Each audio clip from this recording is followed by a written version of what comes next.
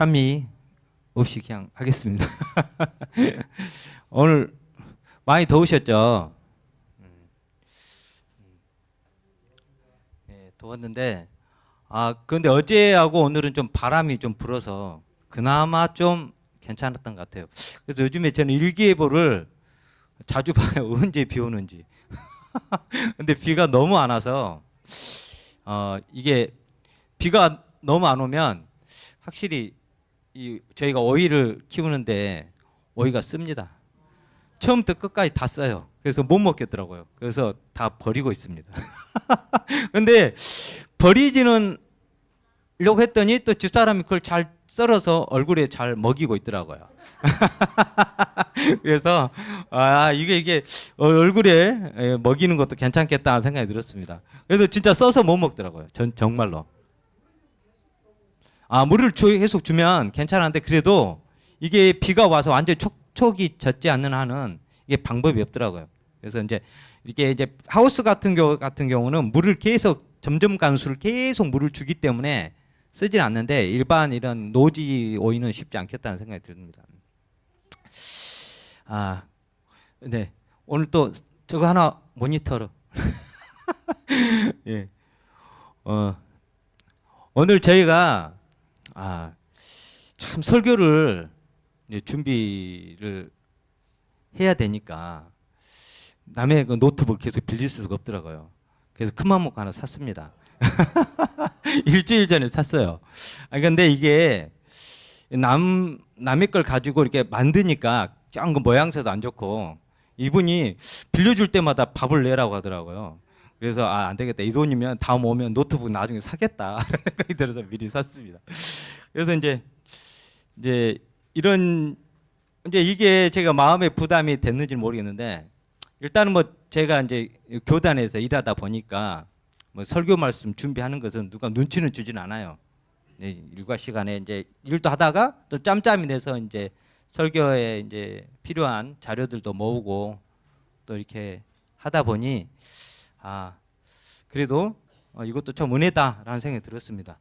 또 일주일간 긴장하면서 살게 되잖아요. 또 말씀 보게 되니까 좀 건너가지 않기 위해서 좀 노력도 하는 것 같고 그래서 또 이렇게 단에 세울 수 있도록 해주신 또 우리 목사님과 우리 장로님들 또 감사드립니다.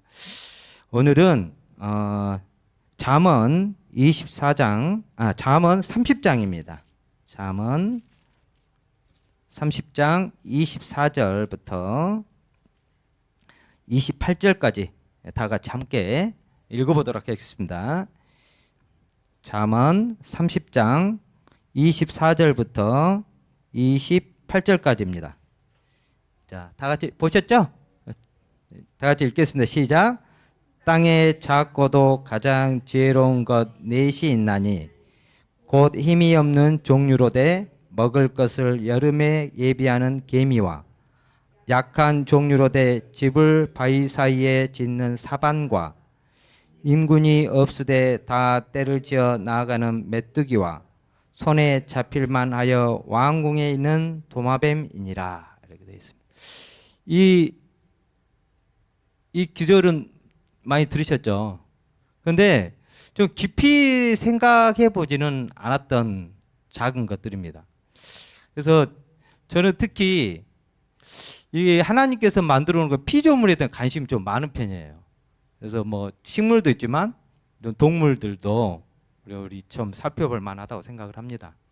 그래서 땅에 작고도 가장 지혜로운 넷이 있나니라고 이렇게 이야기하고 있어요. 우리 사람들은 좀 크고 강한 또 영향력 있는 이런 거를 부러워합니다. 그래서 리더십도 있으면 좋겠고 더 큰 집도 있으면 좋겠고 더 좋은 더 큰 자동차도 또 바라죠.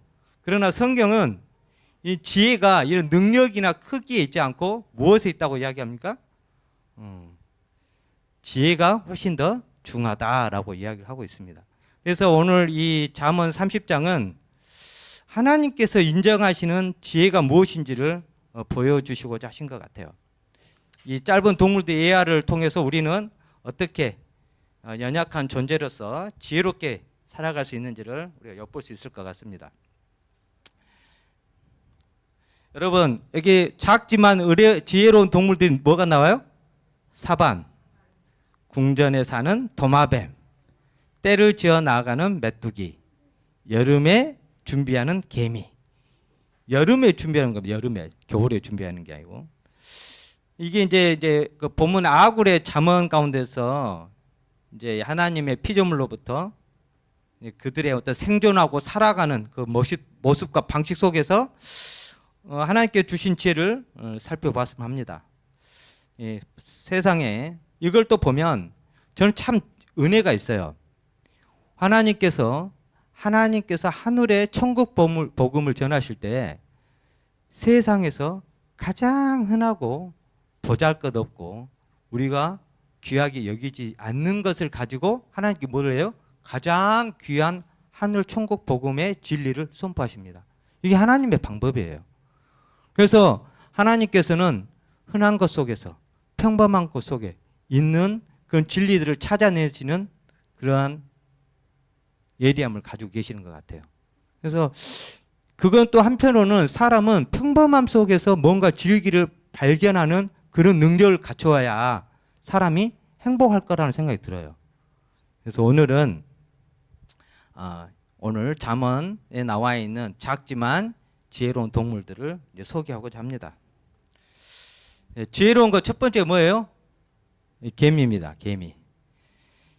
개미는 곧 힘이 없는 종류로 돼 먹을 것을 여름에 준비하는 개미라고 되어 있어요. 여러분, 개미는 작고 약해 보이죠? 정말 그래요. 누구의 관점에서?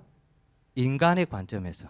그러나 실질적으로 개미는 정말 자기보다 몇 배 더 큰 먹이도 들어올리는 또 거뜬히 옮기는 정말 괴력을 지닌 존재예요. 어떻게 보면. 그래서 그러나 그렇다고 해서 개미가 자만합니까? 그러진 않죠. 개미가 우리 인간이 자기보다 더 큰 걸 드러내면 어때요? 우리 누구죠? 괴력을 발휘하는 우리 성경에 삼손 있죠. 그런다 할지라도 우쭐해하지도 않아요. 개미는. 그래서 오히려 부지런히 말없이 질서정연하게 어떤 거대한 이들을 그냥 순식간에 해체해버리죠. 그렇죠?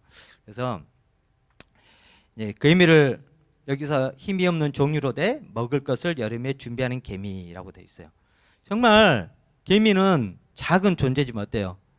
그 더운 여름에 그거 딱 그냥 먹고 그냥 지내면 될 것 같은데 그 먹을 것을 그렇게 극성스럽게 그냥 때를 지어서 모아요.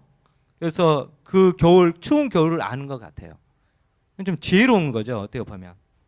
그래서 여기 잠언 6장에서도 게으른 자여 개미에게 가서 그가 하는 것을 보고 지혜를 얻으라.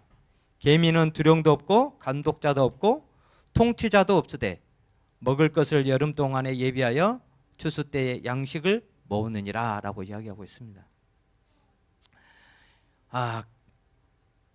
우리가 미래를 위한 준비를 얼마나 잘하고 있는지 우리 한번 돌아봐야 되지 않나 생각도 해봐요. 우리가 현실적인 우리가 문제 가정을 이루면서 뭘 걱정해요? 살 집, 우리가 타고 다닐 차, 하다못해 별별 세상적인 것들은 걱정을 많이 하죠. 그러나 정작 우리는 우리 하나님께서 재림에 오실 때 우리는 무엇을 준비하고 있는가라고 한번 돌이켜 생각할 필요가 있지 않나 생각이 듭니다. 아마 개미를 이야기하신 거는 우리의 먹을 것과 입는 것에 대한 걱정이 아니라 예수님께서 재림하실 때 너는 어떠한 마음으로 어떤 열처녀가 슬기로운 열처녀 비유에서 나온 것처럼 슬기로운 처녀들로 준비되어지길 바라는 것일지 모르겠습니다.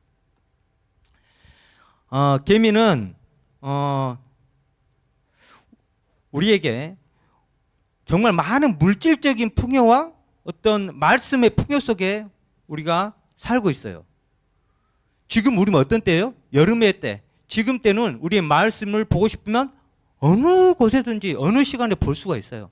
정말 말씀과 어떤 기도의 시간과 장소에 있어서 상당한 풍요로움을 누리고 있습니다. 그래서 우리는 이때에 방심해서는 안 됩니다. 우리가 지금 눈앞에 있는 것을 보지 않고 영원한 것을 준비하는 삶을 살아야 될 것입니다. 자, 여기 보면 자기 주도적인 삶, 계민은 외부의 강제나 명령 없이 스스로 본연의 임무를 수행하였다. 그리고 장차 올 하나님의 심판이나 구원의 날을 대비하라. 근면함을 하나님의 뜻에 순종하는 삶으로 여기었다라고 됐어요. 그래서 우리가 계미가 굉장히 근면하죠.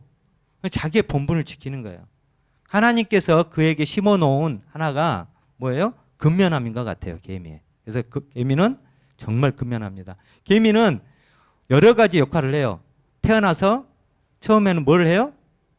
애벌레를 돌보고 알을 돌봅니다. 어느 정도 크면 이제 밖에 나가서 뭘 해요? 먹이를 찾아서 가져오는 그런 이제 성장기의 과정을 걸 겁니다. 자, 두 번째 지혜로운 것이 뭡니까? 두 번째 메뚜기입니다. 메뚜기. 메뚜기는 잠언 30장 27절에 임금이 없으되 다 때를 지어 나아가는 메뚜기라고 되어 있어요. 여러분, 왜 메뚜기가 또 여기서 지혜로운 작은 것으로 선택되었을까요? 여기엔 교회를 이루는 우리 모든 구성원들에게 하시는 말씀인 것 같아요.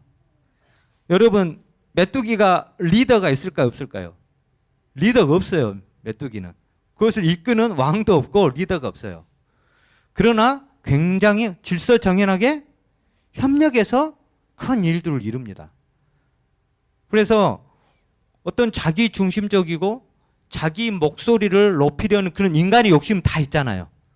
저도 마찬가지로 누구나 교회 내에서 자기의 목소리를 높이고 싶고 자기의 뜻을 관철시키고 싶고 자기의 뜻이 강하게 어필되기를 다 바랍니다.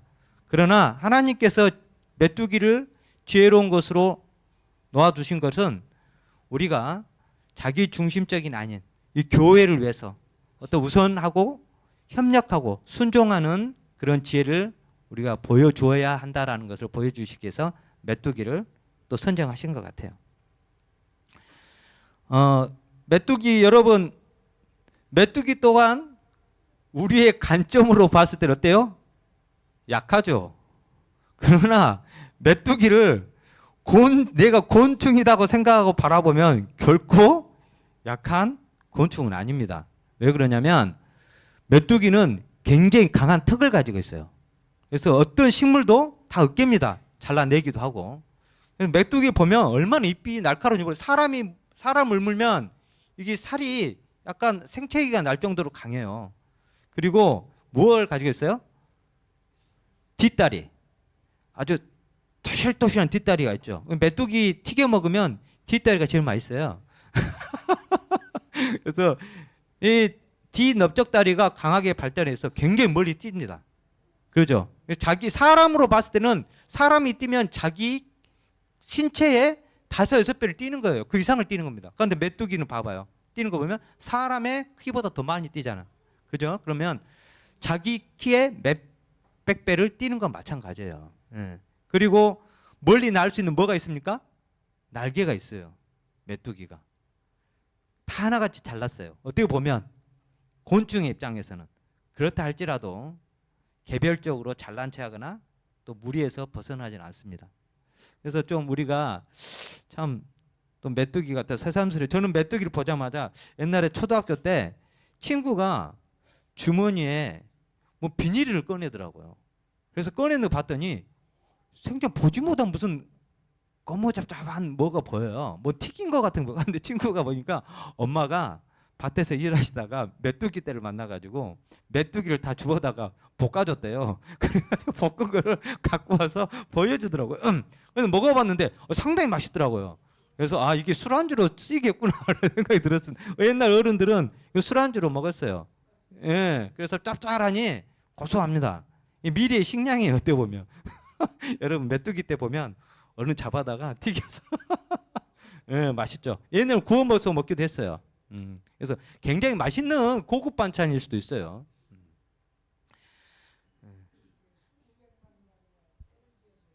예.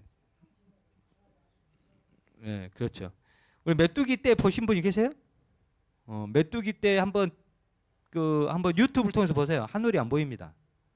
하늘이 안 보일 정도로 이게 해남에서도 한 몇 년 전에 해남에 한번 메뚜기 떼가 나타났는데 완전히 지나간 자리는 곡식을 다 그냥 전멸이에요, 전멸. 다 쓸어 먹었습니다. 그래서 하늘이 날아다니잖아요. 그렇기 때문에 굉장히 빨리 또 이동하기도 하고 모든 그 작물들이 망치죠. 그래서 상품 가치가 없게 돼버리죠. 자, 세 번째는 사반입니다. 여러분 사반이라니까 몰랐죠? 저도 사반이라 그래서 잘 몰랐어요. 그런데 이걸 좀 찾아볼 생각을 안 했는데 좀 미어캣처럼 생겼어요. 미어캣 아시죠? 이렇게 딱 서가지고 그렇게 보는 애. 근데 그 약간 비슷한데 이게 사막의 바위 너구리랍니다. 그래서 항상 얘는 이 바위 근처에서 살아요. 귀엽게 생겼죠? 그런데 이게 설치류입니다. 설치류. 그래서 쥐과예요. 쥐과인데 쥐과 하면 어떤 생각이 들어요? 번식력이 굉장히 강하다라는 생각이 드실 거예요. 그런데 왜 사반을 하나님께서 지혜로운 곳으로 두셨을까요? 너구리 앞에 뭐가 있어요? 너구리 앞에 뭐가 있어요? 예, 바위 너구리입니다. 바위. 그게 잠언 32절에 약한 종류로 돼 집을 어디 사이에? 바위 사이에 짓는 사반이라고 되어 있습니다. 사반은 작고 약한 들짐승이지만은 자기 능력을 믿지 않고 바위에 의지하는 동물이에요. 여러분 바위 밑 든든하죠? 반석 밑에가 가장 든든한 것입니다. 그래서 바위는 곧 우리에게 견고한 피난처이며 또한 하나님을 상징합니다. 그래서 지혜로운 사람은 자신의 힘을 의지하지 않아요. 그래서 하나님을 의지하는 자입니다. 여러분 반석은 넓고 평평한 바위를 이야기합니다. 또는 기초가 튼튼한 바위를 이야기해요. 여러분 반석은 그 자체로서 뭘 해줘요? 쉼터가 되어주기도 합니다. 그래서 옛날 어른들 보면 큰 나무 밑에 저렇게 넓적 평평한 돌을 놓고 거기서 쉬기도 하고 그래요. 그래서 우리가 이 반석 위에 어떤 모양이든지 어떤 크기든지 얼마나 무겁든지 얼마나 멋있는 건축물일지 할지라도 이 반석은 든든하게 그것을 받쳐줍니다. 그래서 우리가 어떤 모양이든 어떤 색깔이든 어떤 개성을 갖고 있다 할지라도 우리 모두는 다 다르잖아요. 그런데 할지라도 우리가 반석 위에 우리가 세워지면 정말 우리는 든든하고 정말 쉼이 있는 그리고 걱정이 없는 곳에 우리를 갖다가 세워두는 그런 곳이 될 것입니다.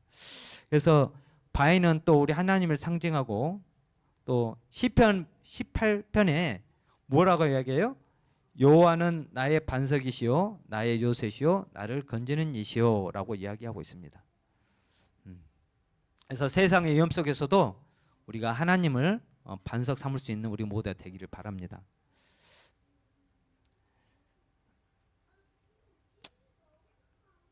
여러분 여기 지금 좀 귀여운데 어디 사이에 숨어 있어요? 바위에 숨어 있어요.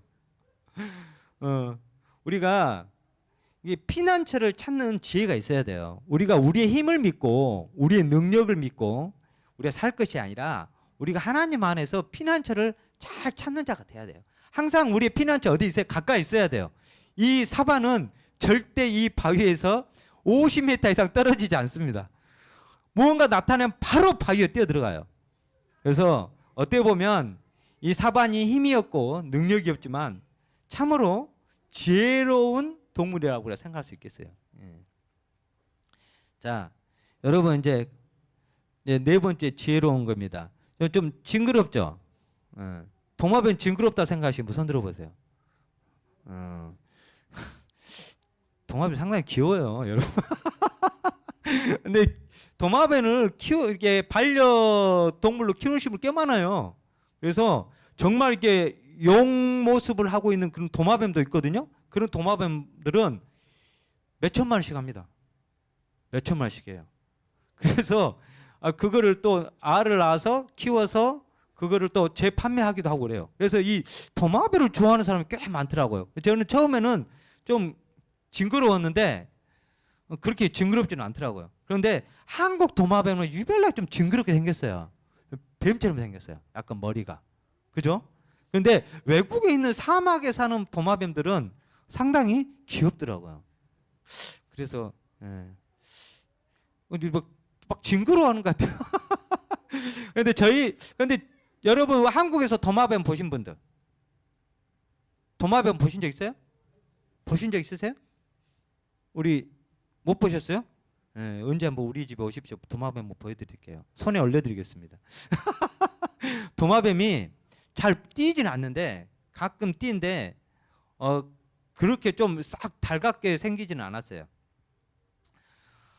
도마뱀은 잠언 30장 28절에 손에 잡힐만 하여도 왕궁에 있는 도마뱀이니라. 그래서 여러분 어디에 머물고 있어요? 여기는 왕궁에. 여러분 왜 제가 이 도마뱀을 왜 징그럽다고 이야기했을까요? 흉측하잖아요. 그런데 흉측한데 어디에 살아요? 왕궁에 살아요. 이런 걸 보면 좀 우리의 모습 같지 않아요? 우리가 어떻게 되면 우리의 내면을 바라보면 흉측하잖아요. 그래도 그럼에도 왕국이라는 귀하고 높은 곳에 살아갑니다. 그래서 아무리 작은 존재라도 은혜로, 하나님의 은혜로 높은 자리에 살 수 있다는 것을 상징합니다. 도마뱀은. 여러분, 그리고 여러분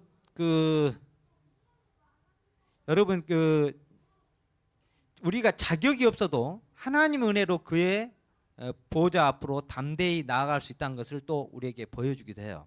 여러분, 도마뱀 지금 제가 어떤 모습을 지금 사진을 올려놨어요? 발바닥입니다. 발바닥. 이 발바닥이 유리든 돌이든 벽이든 다 타고 올라갈 수가 있어요. 이 발 때문에. 근데 이 도마뱀이 작고 흉측한 얼굴을 가지고 있지만 어디든지 오를 수 있는 발바닥을 가졌어요. 그래서 우리의 믿음이 좀 이러한 좀 발바닥 같았으면 좋겠다라는 생각이 들더라고요. 어떤 상황에서도, 어떤 환경 속에서도 우리가 붙잡고 오를 수 있는 그런 믿음이 있으면 얼마나 좋을까요? 그런 생각을 했어요. 그래서 이 도마뱀은 이 발바닥을 연구를 많이 한답니다. 그래서 어느 곳에든 이렇게 붙잡고 오를 수 있는. 그래서 굉장히 좀 과학적으로 이걸 많이 힌트를 얻어가지고 제품도 많이 나왔다 그래요. 여러분 또 그리고 도마뱀이 가지고 있는 또 특별한 또 능력이 있죠. 어떤 능력이 있을까요? 맞추면은 제가 하나 드리겠습니다. 팩. 새로 또 맞춤형 팩을 또 준비했습니다.